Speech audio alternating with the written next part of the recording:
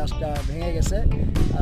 আমি এখানে এসে দেখতে পেলাম এবং কলাটা আপনারা দেখেন, এটা অনেক সুন্দর কলা এবং নিজের হাতে লাগানো কলা।